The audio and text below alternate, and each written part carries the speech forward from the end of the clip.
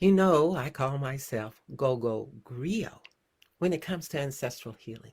Gogo means elder in South Africa, and Griot means storyteller in West Africa.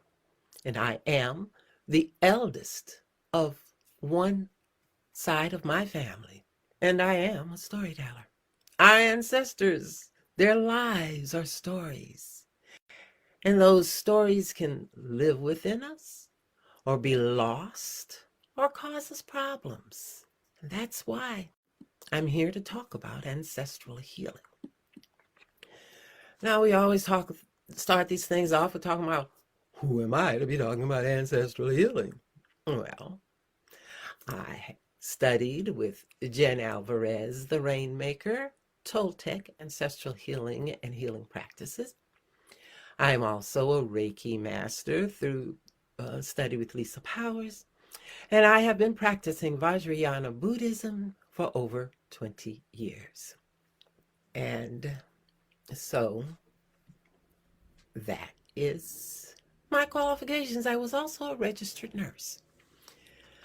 But my transformational experience happened when I had an ancestral healing with one of my classmates who was studying Toltec healing with me. And it was the first time in my life that I felt the emotions of my ancestors going through capture, ships, sold, raped, abused, worked to death. The fact that Black people still survived, so many survived conditions that lasted for over 200 years. And people think that you're just supposed to get over it. And we bury and pretend we have not been affected by what affected those who came before us. But the reason Black people suffer bad health, from diabetes, from poverty, from abuse, from addiction, is because we still haven't cleared up our ancestors who suffered so much just to survive, so that their children could survive, so that now there are many of us, millions of us here, who have Black blood and white blood and red blood and Asian blood in one single person. And all of that ancestral energy. My transformational experience was so deep. I cried through the healing. When I came out, I felt released, freed, clear, able to go and do whatever needed to get done.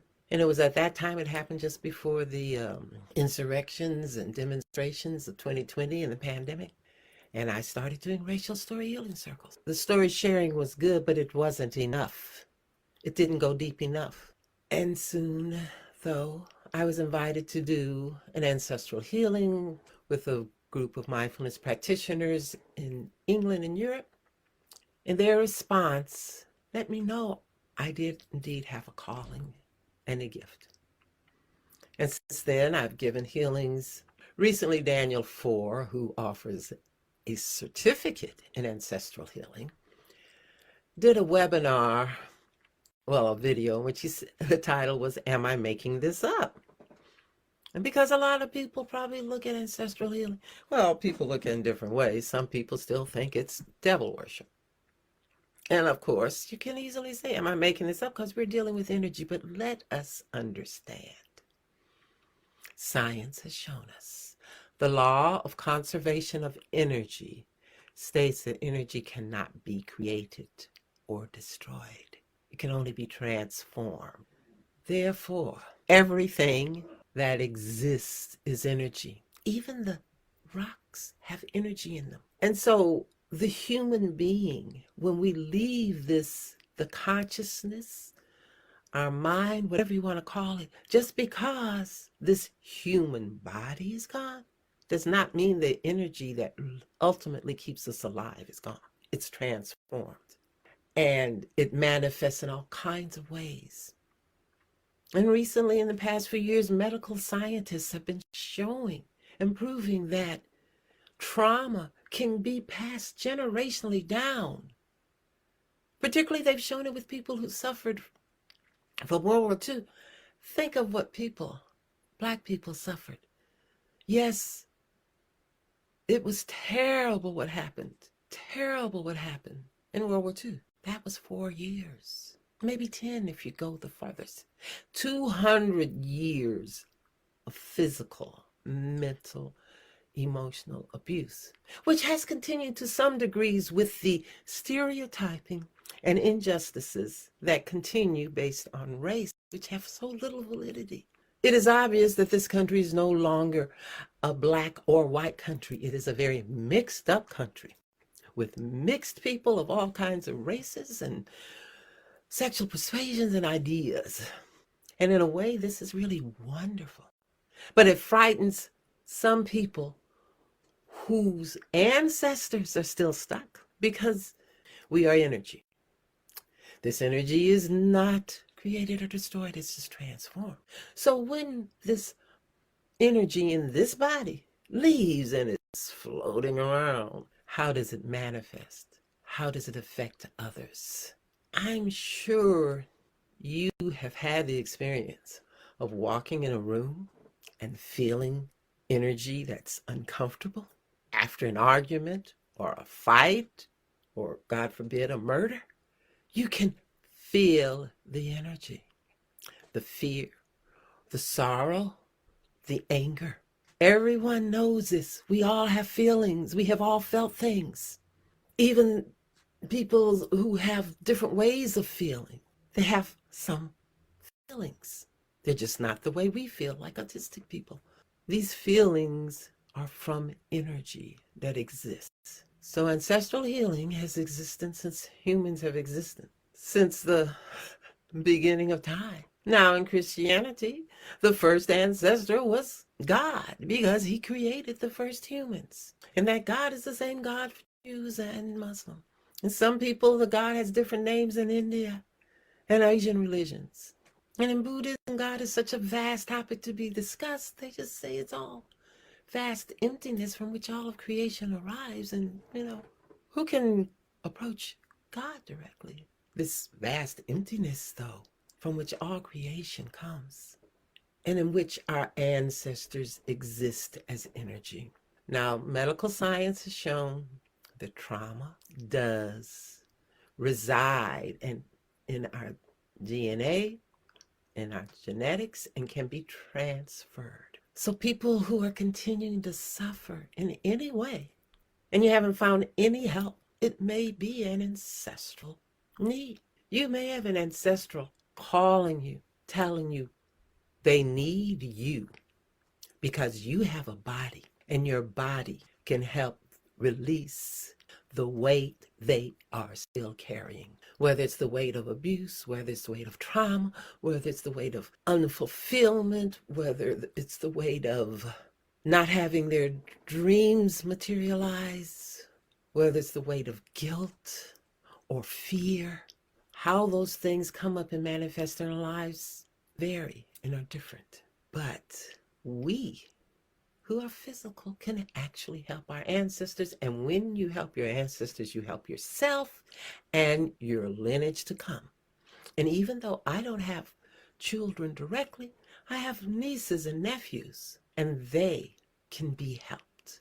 And the lineages go on. So when we talk about ancestral healing, one of the most well-known examples of ancestral healing is Imhotep. He was a doctor and an architect. He was a multi-talented man who lived in Egypt. And he served the pharaohs and other people. He built buildings. And when he died, the stories about him grew and grew and what he did, and eventually he was worshipped as a god. And there's stories of African queens who became worshipped as gods and goddesses. Out of this worship and veneration of outstanding healers or leaders, people also, particularly in African traditions and other traditions, would venerate and remember and recall their ancestors who were strong and helped the community, who were healers or teachers or artists or warriors. And in many of these countries, and particularly in Africa, these ancestral relations were connected to healings and rituals and births and marriages and deaths.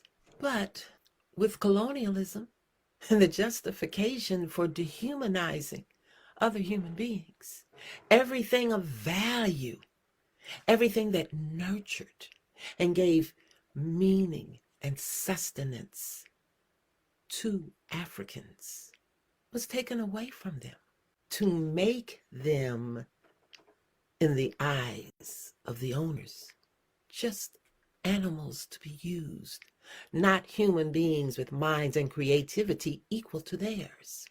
So that's a great burden.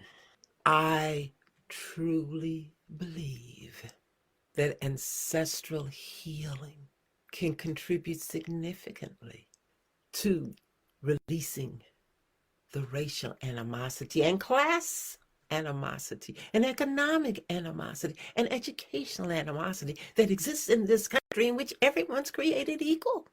It's important to at least acknowledge, yes, you have ancestors. If you are alive and happen upon this video, you have ancestors and they impact your life. And you can impact their existence and benefit more from them by connecting with them. Now, it's not just me. I've had clients, and one client in particular has been very impacted by her experience of ancestral healing. Her name is Denny Van de Boot. She shared. This is what Denny said. It's been a while since Gogo Griot and I met online for my second ancestral healing. It has brought up so much, and I really need the time to integrate all the emotions and perception. In the Netherlands, we're not used to show our feelings. We are colonized to be workers and to keep grinding and grinding, to never stop, not even when we're hurting. In this mindset, I started the healing process. It was intense, as for the first time in my life, I felt emotions I didn't even know I was able to feel. So much came up. For the first time in my life, I take the time and pay total attention to my own healing. Released so much, changed so many perceptions. I am decolonized. I am free. I love myself unconditionally. Forever grateful to Gogo Griot for leading me on this path. Denny Van Den Boot. And she wrote that just a couple of months ago. And she's in our group and is active and has other sharings. You can read about her, the letter she wrote to her mother and father, how she's reunited with her brother and sisters in the group Ancestral Healing for Healers, the Energy Connection. Or you can write gogo at gogogriot.us. Thank you for listening, and wherever you are, remember to smile, breathe deeply, and be grateful to your ancestors.